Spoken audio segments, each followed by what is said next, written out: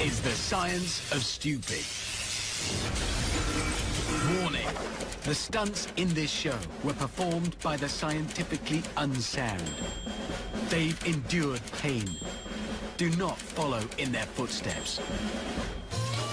This is the show that combines stupidity and science in a mix so volatile, it'll take your breath away. Over the next half hour, we'll see acts of harebrained hilarity and then explain the science behind what went wrong. Consider this a guide to what you should never do. If you ignore the laws of science, they'll pay you back with painful dividends. So observe our intrepid investigators from all around the world and learn why physics can be fly by the seat of your pants stuff. Never try anything you see in this show at home or anywhere. Yes, science will slap you wherever you are. Welcome to the science of stupid. On this show, we'll see the effects of an expanding gases and the effects of kinetic energy. But first, this.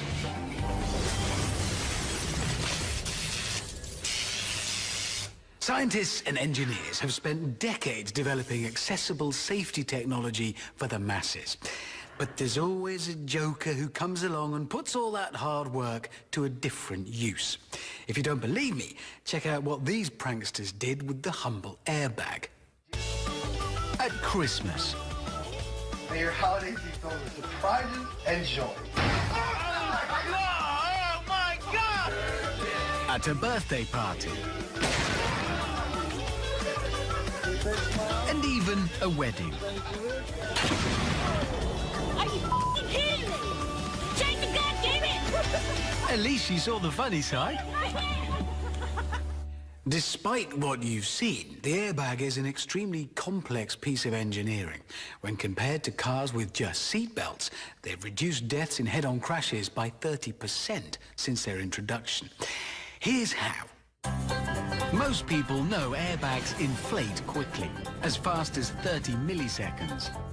But the really clever part of the airbag is that it's fully inflated before the passenger hits it, and then slowly deflates, absorbing force. Were it not to do this, it would cause serious injury. Inflating it up to 250 miles an hour, it packs the same punch as a professional boxer. So, here's a demonstration of that explosive force. As two airbags are put inside a dryer, why they've been put there, I don't know. Ready to blow. Over 20 gallons of gas in an enclosed space. Well, I guess if you live in the country, you need to make your own entertainment. Wow.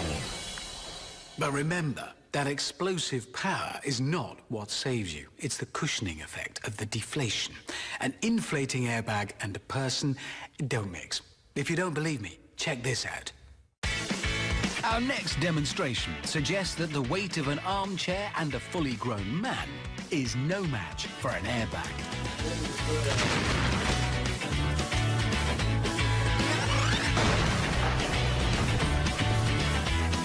Yep. And what about a 400-pound mower? It's not God, it's physics. An inflation force of 750 pounds to be precise. And don't forget, it's the deflation 50 milliseconds after impact that saves you. It's definitely not the initial expansion, as these backroom scientists will testify. Remember, the airbag should be deflating when you make contact. Otherwise, the only thing being absorbed is the sand up your beach bum. You okay? We're not doing that again. A good decision, I think. And check out this pair of budget thrill seekers. They're looking into the Big Bang Theory. Sitting an inch or two away from the inflation before it deflates means you'll feel all that explosive force right up inside you. Got like lumps in my stomach. Despite first appearances, the humble seesaw is actually one of the most dangerous of playground activities. Especially when you don't utilize it correctly. Ouch! If you want to avoid a trip to the hospital, you might want to differentiate your pivots from pain. Here's the science.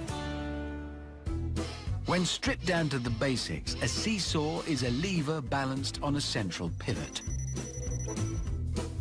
When two people of the same weight are sitting equal distance from the pivot, they'll be evenly balanced and they'll experience an equilibrium position. A small input of force from the legs moves you up and down. An increase in weight on one side will disturb that equilibrium. Counteract this problem by moving the heavier weight closer to the pivot, as this has the effect of decreasing the leverage applied to the lighter side. Get it right, you can do this. Both girls are of the same weight and equal distance from the pivot. It's poetry in motion. Up, down. Up, down. Up. Mesmerizing, isn't it? But it doesn't take a lot to upset that equilibrium. Ready, ready, ready. No, dear. Let's just see that again, but with arrows. One of the riders is heavier than the other. Sorry, but that's you on the left. It just is. If she'd sat nearer the pivot, the seesaw would have regained equilibrium, and she wouldn't have had to rely on such a big push-off. A push-off that proved to be her undoing. If you add height to that extra weight, the equilibrium can be thrown sky high. No prizes for spotting that this isn't a seesaw.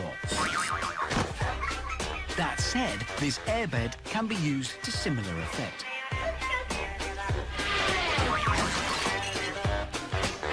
A greater mass landing on one side results in higher velocity on the other. Lucky the window was closed.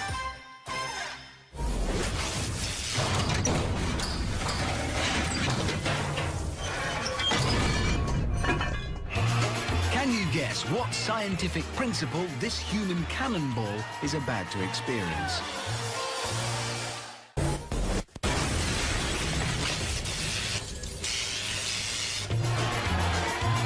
Who guessed the fate of this flying physicist?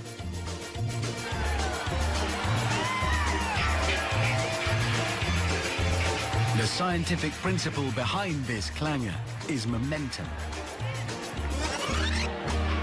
Momentum is mass times velocity, and at 50 miles an hour, our cannon fodder has a lot.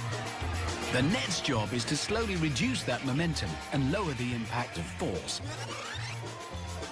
Unfortunately, the poles holding the net haven't been tethered well enough for such a force. No broken bones, but the same can't be said for his pride.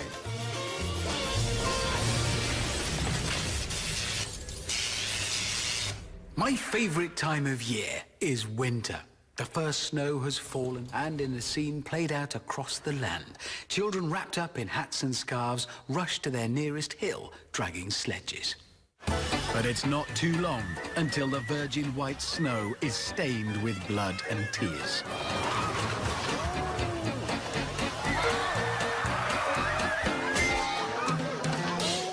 I'm afraid those smashes were pretty much inevitable. You see, the problem with most sledges is that they're bad at stopping. The reason for that lies in the science. Like ice, snow is covered with a very thin layer of water that provides a fluid barrier between the sledge and the surface under the snow. And it can be as thin as 8/millionths of an inch. This film acts like a lubricant, minimizing friction, allowing the sledge to slide. Newton's first law of motion means you'll keep going until something stops you. Have you got that? You need a thin layer of water to minimize friction. So it's best to wait until winter. Once the snow comes, there's a lack of friction. So the steeper the hill, the greater the force of gravity and the faster you'll go. So even the smallest bump will send you flying.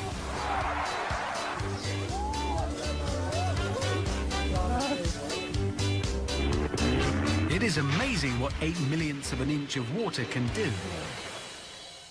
The fastest speed ever recorded on a gravity-driven sledge was 62 miles per hour. So it is pertinent to remember Sir Isaac Newton's first law of motion. You'll always keep going until something stops you. So you might need a helping hand or a helping paw. Here they come down the hill. It looks like Ruben is in the lead, and here comes Alex. Typical news reporter, giving every story plenty of spin. That was a bad idea.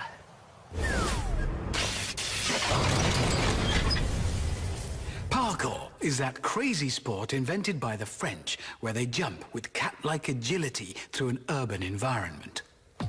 There are loads of different moves to master amidst the concrete jungle. But some are harder than others. So maybe we should start with the basics. One of the nuts and bolts tricks is the gainer.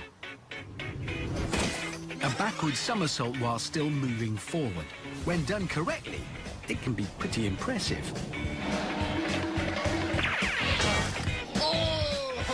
When done badly, it's very painful. Right on the nose. To help him and other parkour enthusiasts, here's some science. The key is to turn that horizontal speed into rotation. Our expert does this by swinging his arms and kicking up. He then spins by tucking in his legs. The law of angular momentum will dictate how quickly he spins. If he halves his length, he'll quadruple his spin speed.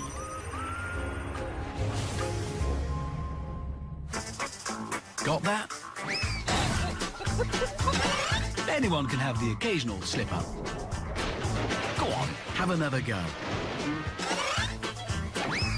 That's more like park floor. When the insanely brave get bored, they mix things up a bit, taking a standard gainer and throwing in an object to vault over. It's known as a Kong gainer. It's also one of the hardest moves in parkour to master. Here's why. It involves the practitioner approaching the wall with plenty of speed.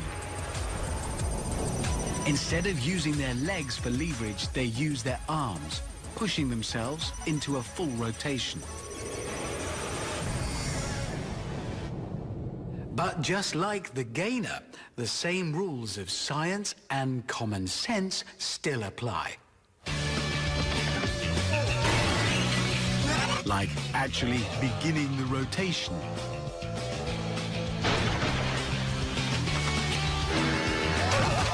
Ow! Pay attention. When length doubles, spin speed is quartered, whilst neck length can also be reduced. And make sure you get enough height, because you don't want your spin unspun by your face. I'll just try a Kong gainer. Right there.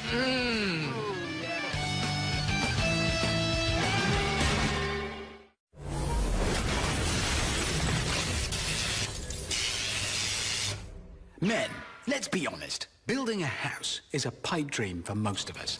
But when it comes to knocking something down, there's no need to call the professionals. How hard can it possibly be? One more here, see what happens.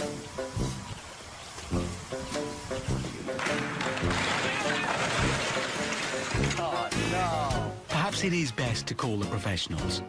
Fail. In 2012, there were 775 deaths in the US construction industry. So if you want to avoid becoming just another statistic, watch this. Buildings are designed to withstand severe loads with a very low chance of collapsing. But even when unloaded, removing load-bearing walls is a dangerous road to catastrophe. Remove too much, and you'll literally bring the house down. So instead, start from the top and work down to prevent accidental collapse of the whole structure. Put even more simply, take the roof off first. These guys look like they know what they're doing. The shirts say it all.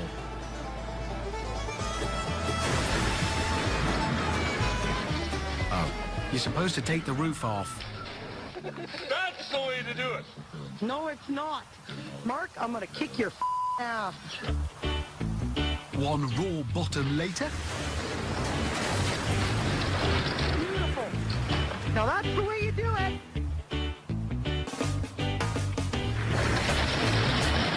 Yeah, it moved. You have to take the roof off. Just ask Jacob Weir. That drops an inch. Where do you think Jacob's gone wrong here? Let's rewind. By removing all this, the roof is now dangerously unsupported, which means one little prod, and Jacob nearly lost his leg. Don't worry, he's okay now.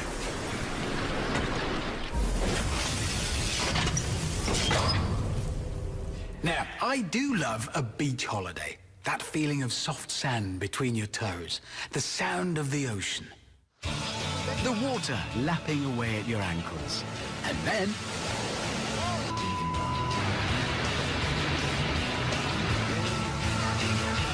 sometimes Mother Nature can be mischievous. So, if you want to avoid a soaking, here's some swell science to help you deal with life at sea. At sea, a wave is not the result of water moving to shore, but actually created by the wind moving across it. It's this that we see as ripples on the surface moving across the sea. It's a bit like how a Mexican wave works. It's not the people that are moving around the stadium. It's their combined staggered movement that gives the impression of the wave. The key to not being engulfed by that approaching wave is to reduce the surface area in contact with the wave. And it means that in the harshest of sea conditions, you can do this. By reducing surface area in contact with the waves, this boat remains afloat in massive seas. Of course, most of us will rarely find ourselves at sea in a storm, but even the waves on a beach can pack a punch. Waves break when they reach a shallow shore, like this rocky one. The top of the wave overtakes the bottom, creating a huge breaker. With 1 cubic yard of water weighing over a ton, it really pays to avoid Neptune's wrath. These boys think they're safe with no rock for the waves to break on. But that wall's a pretty good substitute. You can run from science, but you can't hide. One of the biggest waves ever recorded was 32 meters tall during Typhoon Krosa. That's as tall as a 10-story building. So it's obvious the bigger the wave, the more energy is carried. Double the height, it's quadruple the energy. And that is why it's so important to respect the science of waves. Ignore it at your peril.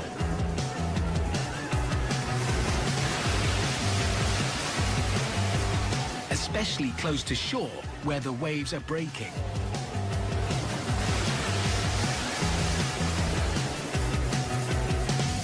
These young hipsters look like they're having fun in their powerboat.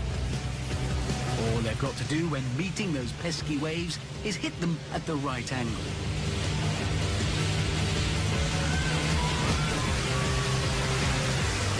I guess that wasn't the right angle. At least the captain went down with his ship. Literally.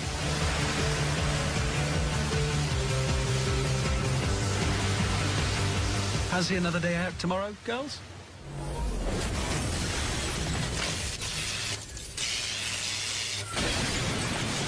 That's enough trials and tribulation in the traumatic world of physics. Science can really ruin your day, so please don't try any of this at home. But if you do, I don't know, make sure you've got good health insurance. No, just don't do it. There's always somebody else who will, trust me.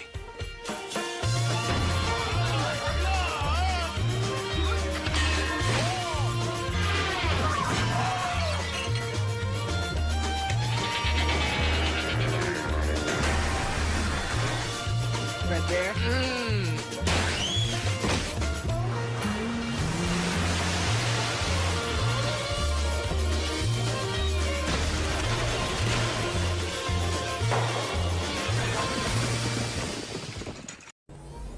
It's the science of stupid. Warning, you're going to see unscientific people performing unsafe stunts. So don't do as they do as I say. And don't try any of them yourself. It's the science of stupid. Yes, this is the show that finds science in stupidity. Over the next half hour, we'll be dissecting the hard science behind the hard knocks. We'll reveal what went wrong and why by exploring the scientific principles behind all the lunacy. Principles such as rotational inertia and angular velocity. And we'll be examining the consequences of dicing with the elements, like earth, wind, and fire. So don't just rely on blind luck. Trust in science. The science of stupid. In this show, we'll be looking at a real stick in the mud, hydrodynamics, and equilibrium, or lack of. But before all that, this. For me, cycling's all about getting from A to B at a nice steady pace. It turns out that not everyone sees it the same way.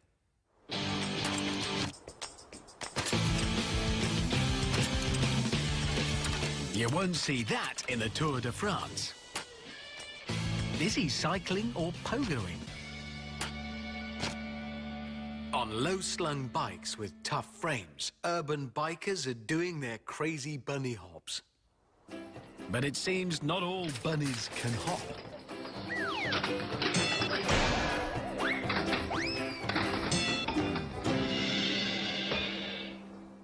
So if you want to perfect a bunny hop and avoid the bunny flop, check out the science.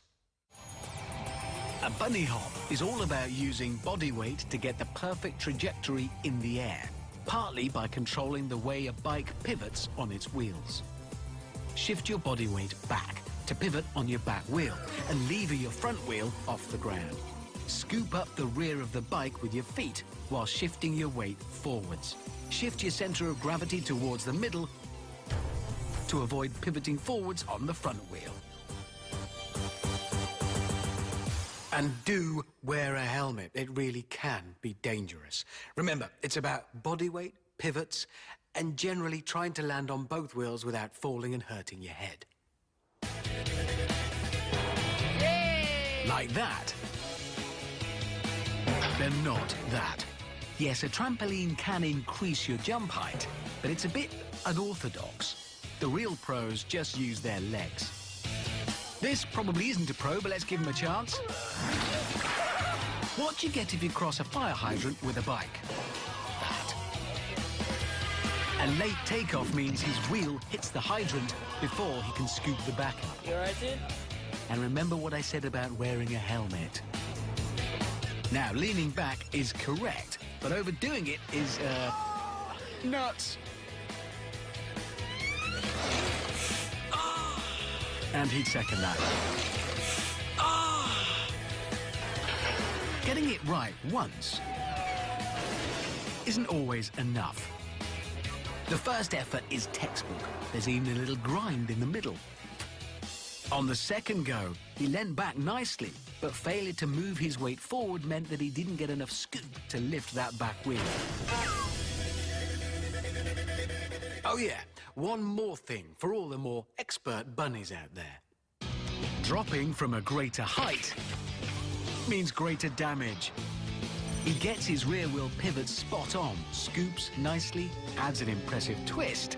But here's the hard bit. Falling from this height equates to a much greater impact force on just one wheel.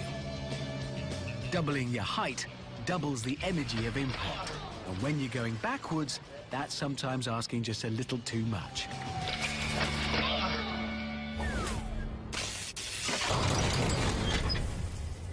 Bored of skiing and snowboarding? Tired of water skiing? Well, why not combine the excitement and injury potential of all three? We're talking about the Slush Cup. It may sound filthy, but it's actually quite cleansing. Look. In this event, skiers and snowboarders hurtle downhill to gain enough momentum to skim right across a body of slushy water.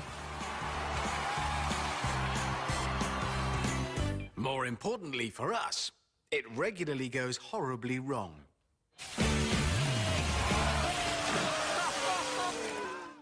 But if you prefer warm, dry and retained dignity to cold, wet and humiliated, here's the science.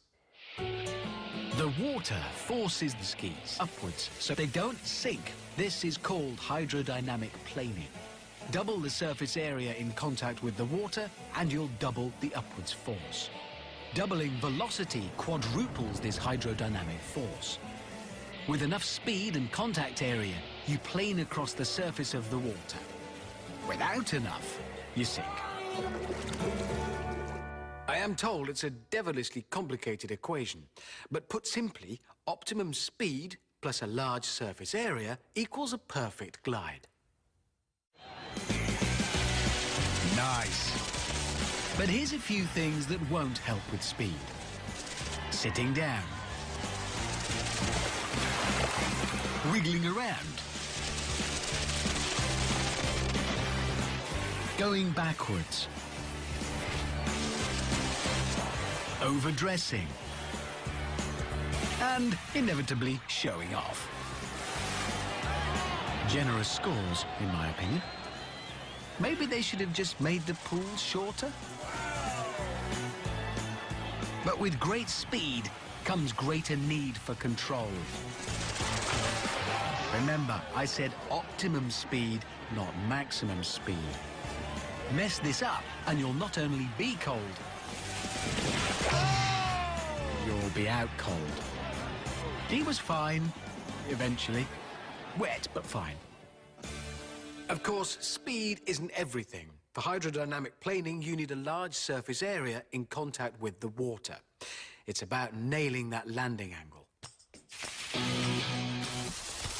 A nice flat angle between board and water, and you're away. This is not a good angle. 90 degrees results in barely any of her ski's surface area hitting the water. Nice big splash, though. Okay, at the risk of stating the obvious, you're after the surface area on the bottom, not the top of the skis.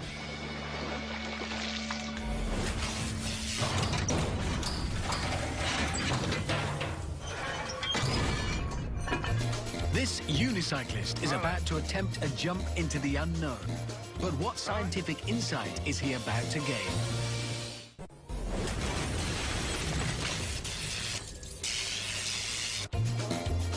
This unicyclist is about to discover that tempered glass breaks explosively. Its strength comes from a heat treatment that locks extreme pressure into the glass, as much as 10,000 psi, so when pushed beyond its limits, its failure is total. Like this. What's tall, heavy, has humongous tires and goes pretty much wherever it wants? I'll just show you, shall I?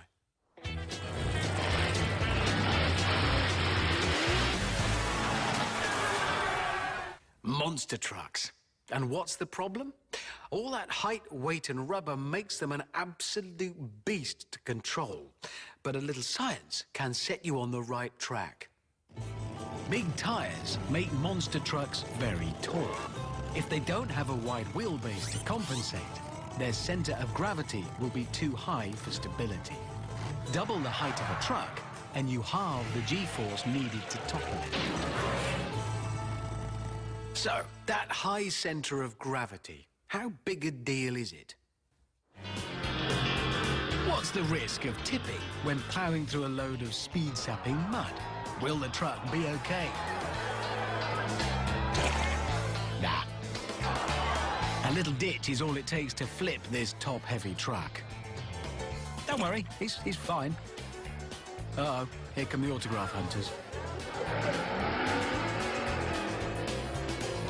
Now, here's some speed. Careful, remember, the higher the truck, the less G-force needed to topple it. Sometimes all it takes is a little speed, a minor technical glitch and a tight turn. Shedding a wheel is one way of lowering centre of gravity, but he won't be getting very far. Oh, careful, sir. Now, one thing you really need speed for, and plenty of it, is a backflip. Yep, I said backflip, and then I said it again. In order to launch 4.5 tons of machinery into a somersault, it needs to be travelling at well over 30 miles an hour. If you think this looks a bit slow, you'd be right. The greater the mass, the greater the force needed to spin the truck. So, once this guy's pulled right back, he needs to floor it. Oh, what happened? He throws away all that lovely velocity here, and so winds up less monster truck and more dying beetle. The steeper the ramp, the greater the rotation before takeoff, but you'll need to get plenty of traction on those back wheels. And that is all the more reason not to dawdle. But if you are going a bit slow,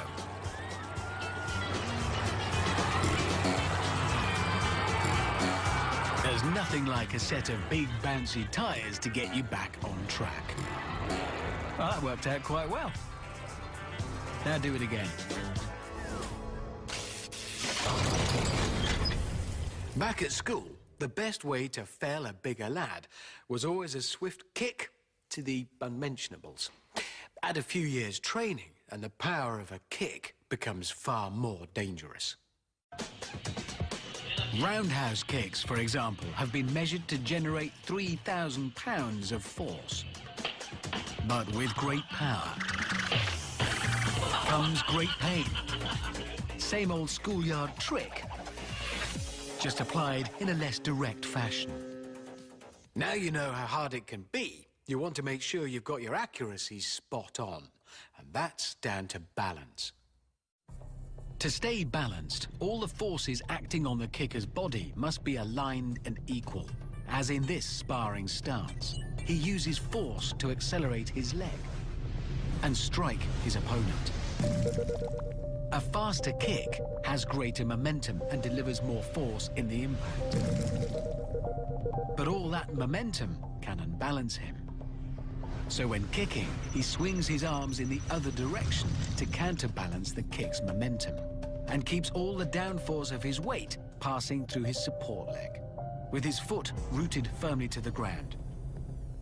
Remember, a roundhouse kick can generate 3,000 pounds of force. Most of us won't get near that, but kicking is still a serious business if you get it wrong. Wait, stop! Leaning back helps to kick higher, but moving your centre of gravity backwards makes it even more difficult to balance. Well, there's no need to be smug. She did that to herself. Remember, keep your centre of gravity over your feet. Oh. Try not to lose contact with the ground. Planting a foot helps to keep you anchored. I said a foot, not a toe. Screaming doesn't help either.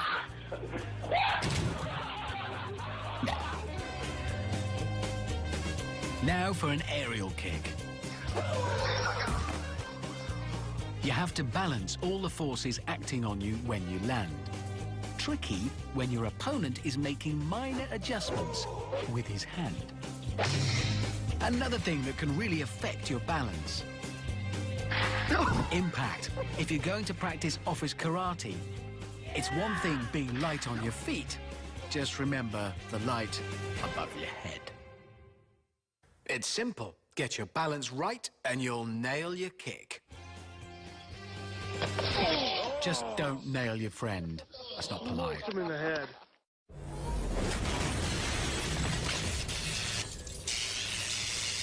There are many big questions on which the world's greatest thinkers have pondered. What was there before the Big Bang? What's the meaning of life? What's an airfoil? I can't help with the first two, they're just really difficult. But I do know what an airfoil is. Paragliders and hang gliders are airfoils. They work like wings and enable these daredevils to soar through the sky. But this is not our natural environment. If God had meant us to fly, he'd have given us wings. And you can see why he didn't. You don't have to be a rocket scientist to fly an airfoil, but a little understanding of aeronautical science will go a long way. Here's one explanation of how airfoils create lift. The shape of an airfoil forces air to move faster over it than under it. This increases pressure below the airfoil, creating lift. To steer, pull down on one side of the airfoil, which brakes and makes you turn, but your drop speed increases. To land, you lower the back of the airfoil to increase wind resistance and brake. Get this wrong, and you could crash. So, first things first, if you want to make a turn, pull on the sides of the airfoil to steer. He looks confident. He'll need to make tiny adjustments by pulling to either side to land between the trees. Or do nothing and end up like a fairy on a Christmas tree. This is more promising. He's spotted a nice snowy clearing over there, which is perfect for a soft landing. He needs to decrease air pressure on the appropriate side to hit a tree. Oh. Better. No trees or bushes to get in your way, just acres of sky. The Statue of Liberty. Doesn't she look great from up here? Oh! Although on closer inspection, rather less appealing. Once you've mastered steering, it's time to perfect a controlled landing. Oh, that's looking anything but controlled. Oh! A low-level turn increases his descent speed. And as he comes into land, it's too late to pull back on the chute, so his only means of braking is a marquee. In summary, carefully control the air pressure on the sides of your airfoil to turn and maximize the wind resistance as you land for a graceful touchdown. Am I inviting trouble by suggesting this looks pretty good? Yes. Yes, I am. Even in the middle of nowhere, you can't escape the curse of the white van. Amazingly, he sustained only bruising. Not the driver, the paraglider, but they were both shocked.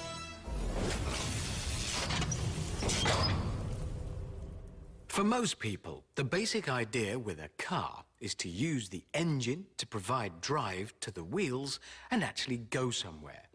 Turns out some people aren't so bothered about the moving bit. Welcome to the world of the burnout. A burnout is when you apply the brakes to one set of wheels and spin the others. You can do it in a car. You can do it on a bike. Just don't do it on your tummy. Got God, it sucks so bad. No, it's not suction. We're talking friction. They're different. If you've little else going on in your life and you feel inclined to try a burnout yourself, don't. It'll cost you a fortune in garage bills even if you do it right. To get a burnout right, the driving force of the driven wheels cannot exceed the friction provided by the non-driven wheels. If the force on the driven wheels is greater than the friction between the tyres and the road, they'll fail to gain traction and spin instead. Time to get some new tyres. Here's someone after plenty of driving force but minimal friction. A helping hand from his friends enabled that rear wheel to gain traction, and off he went. If you're keen to see more friction in action, pop round the next time he sees his mates. It doesn't take much extra friction, you know. Just one friend will do. And what a friend. If you're going to up the friction anywhere, it should be on the stationary wheel. So the big lad at the front is doing him a favour. There you go. Success. Yeah. Although it's not great for the bike. Here's an unplanned burnout that can ruin your day. And your gearbox. That soft mud is so slippery that the wheels just spin like crazy, but it's also deep enough to prevent the truck from moving forwards. As the wheels fail to make any purchase, something under the bonnet is causing a major meltdown. Not a definitive burnout, but I can smell the burning from here. Fire extinguishers! Fire extinguishers! Get out of there, Harold, now! You can actually move forward slowly whilst performing a burnout by allowing the driving force to just overcome the friction.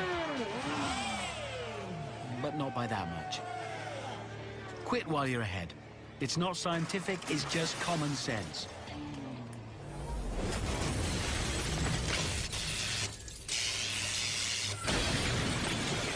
That's enough stalling, singeing, slapping, slushing, smashing and smacking.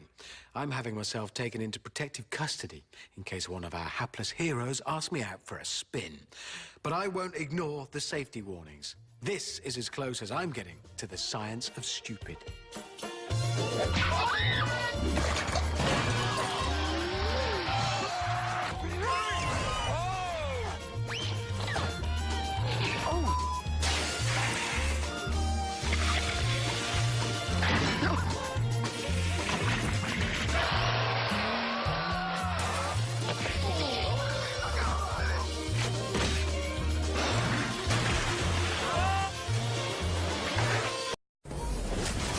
Stand by, it's the science of stupid. Warning, the stunts you are about to see are dangerous. Attempting to recreate them could result in broken bones, torn muscles, and red faces. Yes, this is the show that combines science and stupidity. Over the next half hour, we'll witness the daring exploits of some of science's least fortunate guinea pigs.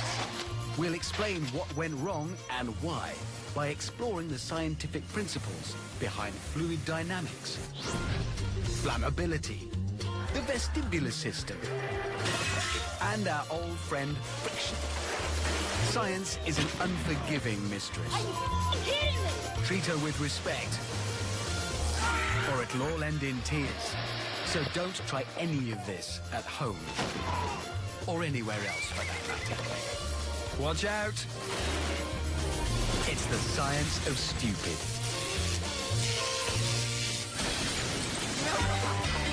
On this show, we'll see what happens when centripetal force meets an external force. The consequences of mocking gravity. And the effects of inertia. It's smashing. But first, this. Gymnastics can be dangerous. That's why people do it inside with lots of lovely safety mats. Well, that's what I thought until I saw this. Yes, parkour is the art of running around an urban landscape. and can be particularly hazardous where height is involved. Somersaults, backflips, spinny things, and one of my personal favourites, the cat leap. A technique for jumping across a gap to a vertical surface and pulling yourself up by your hands. It is actually inspired by the way a cat can jump, but not by the way it can fall. Okay, folks, remember, cats supposedly have 9 lives. Humans only have 1. To get it right, the technique of the parkour expert needs to be spot on. And here's some science to show how. To get maximum velocity on takeoff, he throws his arms forwards in a swinging movement on the jump. This creates additional downward force on the hip joint, giving over 20% more distance. But the real skill is in the landing. He swings his legs around to cushion the force of hitting the wall. His tendons act like springs, absorbing the shock of impact to prevent hitting the wall with too much force to hold on. But these urban athletes must first remember to get their takeoff right. Using the correct technique, the maximum pushing force of a jump at takeoff is over 750 pounds, enough to get a grizzly bear off the ground. Imagine what that would do to a cat. Let's see those guns in action then, fella. Yeah, nice arm work, but for big jumps he'll need a run-up to boost his velocity before his arms add that extra 20% distance. He's got it. He hasn't. But it's pointless knowing how to take off without knowing how to use those spring-like legs to land properly. It's all about timing. Yeah, that's that. Well.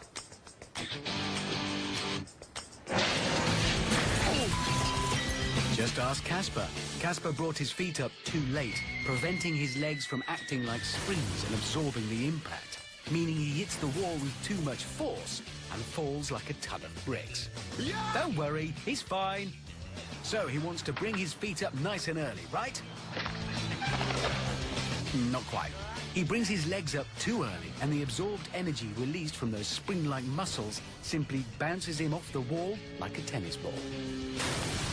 After the theory, all it takes is practice. And a lot of blood, sweat and tears. But mainly blood. And when it's finally nailed, a good exit strategy is vital.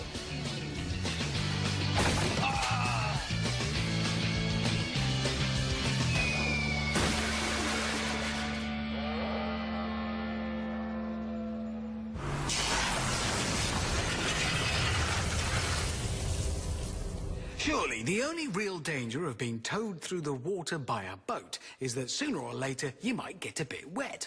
But that's half the fun. So where's the harm? Well, it's there. There.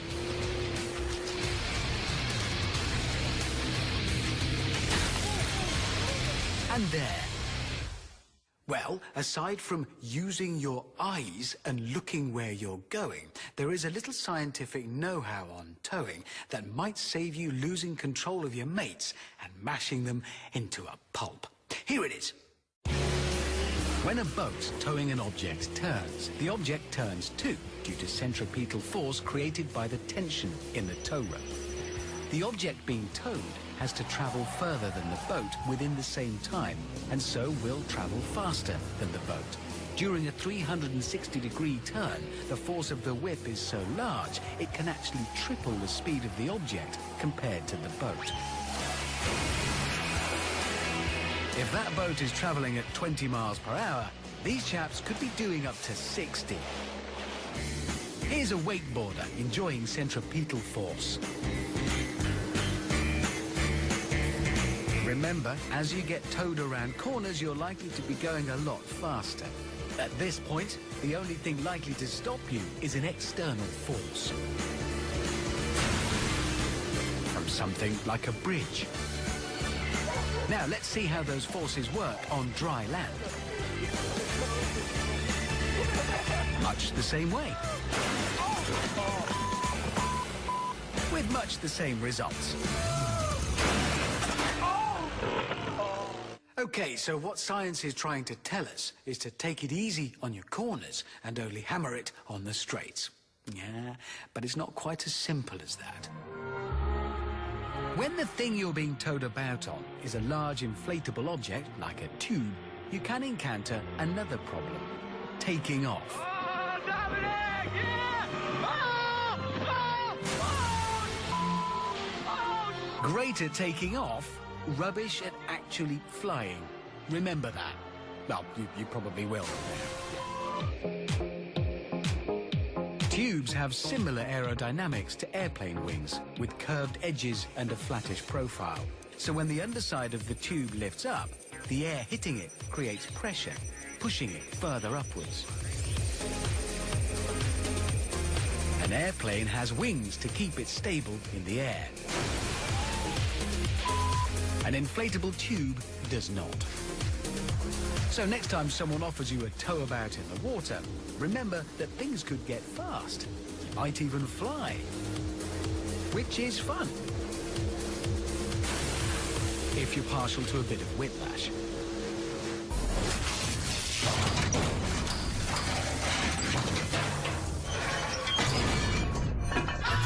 Can you guess what scientific law these sporty youths are about to demonstrate? Oh my God. Did you guess the scientific law we're about to see? It's Newton's third law. With every force, there's an equal but opposite force. The harder you hit a car, the harder it hits you.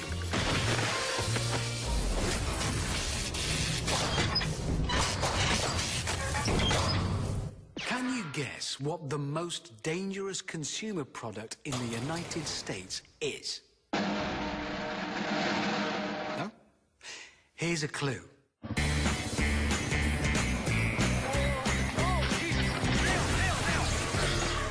It's quads. In the right place and with proper skills and experience, all-terrain vehicles are designed to give maximum fun, yet tend to be a bit unstable for performing stunts. A quad's centre of gravity is very high relative to its narrow wheelbase. This means that when performing manoeuvres, the centre of gravity has a greater tendency to move outside of the wheelbase and the quad can tip over. Quads often have ultra-springy suspension and typically inadequate shock absorption for big jumps, meaning that when they land, the springs release all the energy absorbed in the impact, causing them to buck. But first things first, let's get to grips with that dodgy centre of gravity. Use your body weight to correct the centre of gravity. Not like that. When cornering, shift your weight forwards and into the turn. Side saddle doesn't work, and let's face it, it is a bit uncomfortable. And what's really uncomfortable is a 450-pound quad piling into you at 25 miles an hour. What about going uphill? Is that an issue? Yes, at least it's never wise to attack too steep a hill. A standard quad is designed to handle uphill slopes of 45 degrees without a driver. The problem is, if you actually want to sit on your quad, then you're raising your centre of gravity to a precarious level. There's the proof. And that's confirmation.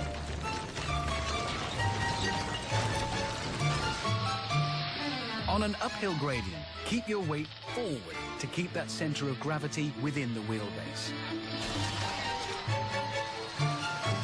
But not too close to the wheelbase.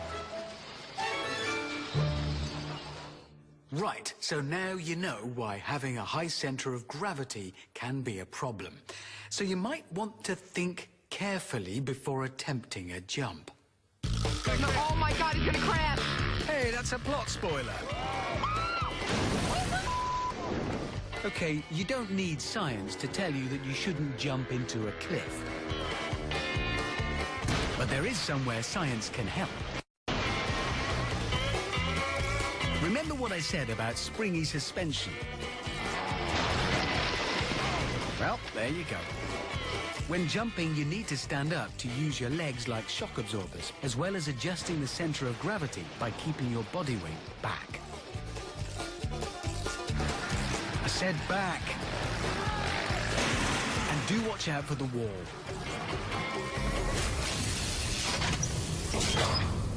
Now for the ultimate battle between man and beast. Saddle up, partners. It's rodeo. The idea is to ride a bucking horse or bull for at least 8 seconds, holding on with just one hand. It is easier said than done, as animals like these can be dangerously unpredictable.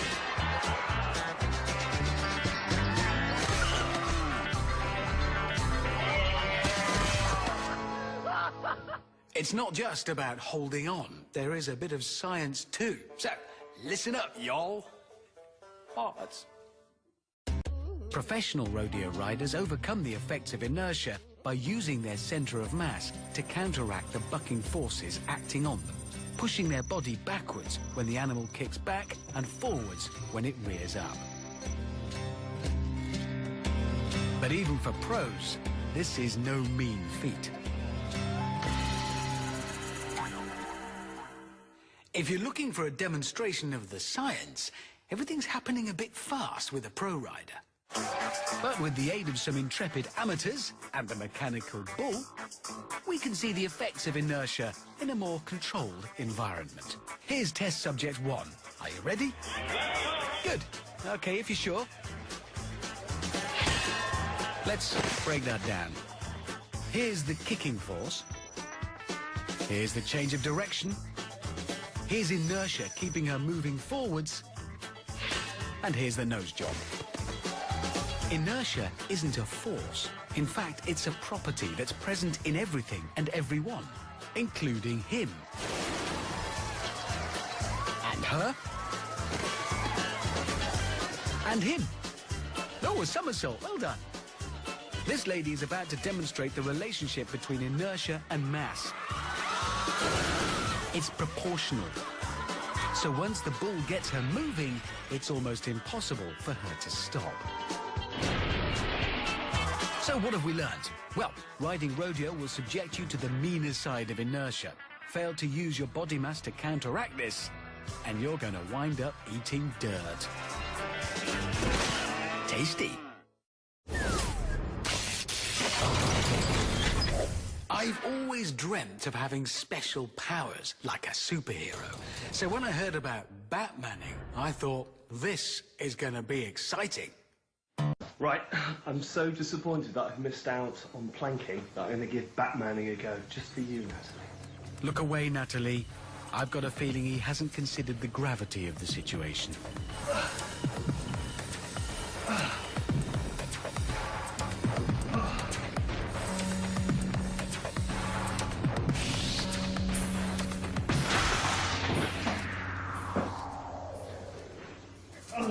Do you think that's Natalie? Let's hope her first aid skills are up to scratch.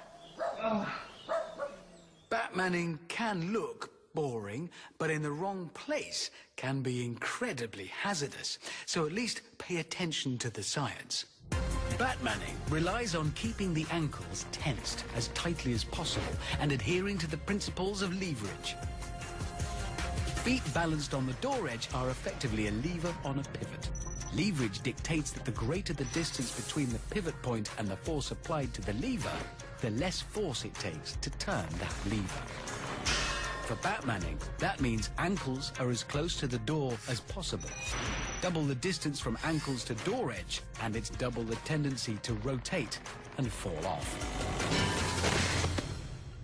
Batmaning. If you want my opinion, don't bother. It's just plain silly.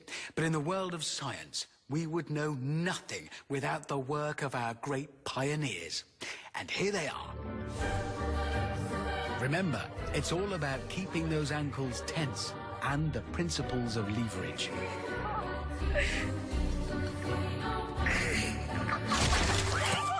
Her ankles may be weak, but at least she now has the unique ability to look directly behind herself. Full marks here for getting the technique right. But she does have to maintain it. Oh my gosh! Remember, once up, keeping those ankles tense is, pivotal. This qualifies as a wild night out in Lapland. 2 problems here. Balancing on the toes combined with consumption of mince pies equals too much force on the ankles.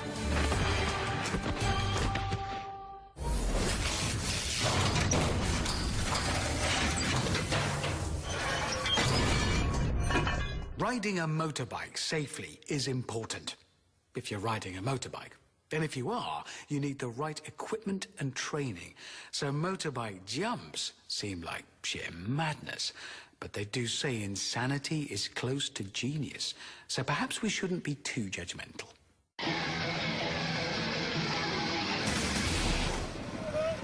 Or perhaps we should.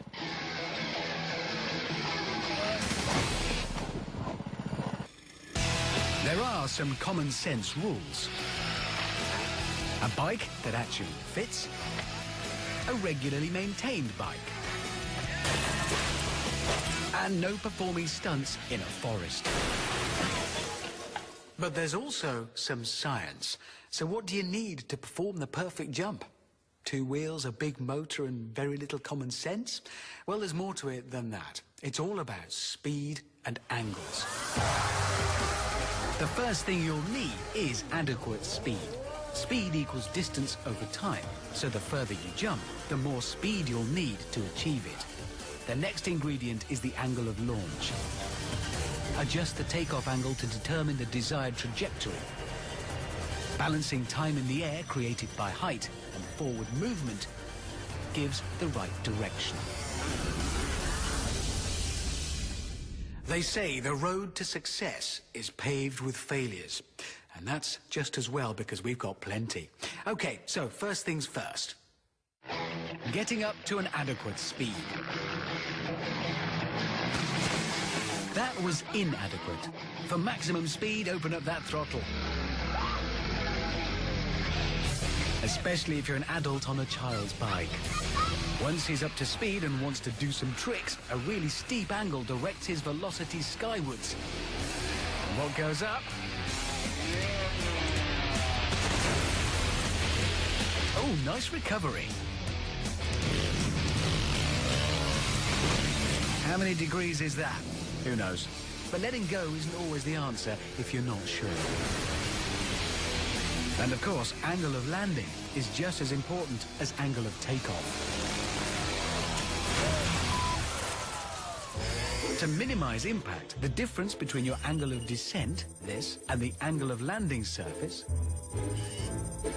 must be as low as possible, just like that. But not that. Nor that. Had he landed with his bike, all the reactionary force from the ramp would have been concentrated on just the back wheel, which could have meant an even more painful landing. And whatever happens, it's best to land on something forgiving. Like a friend.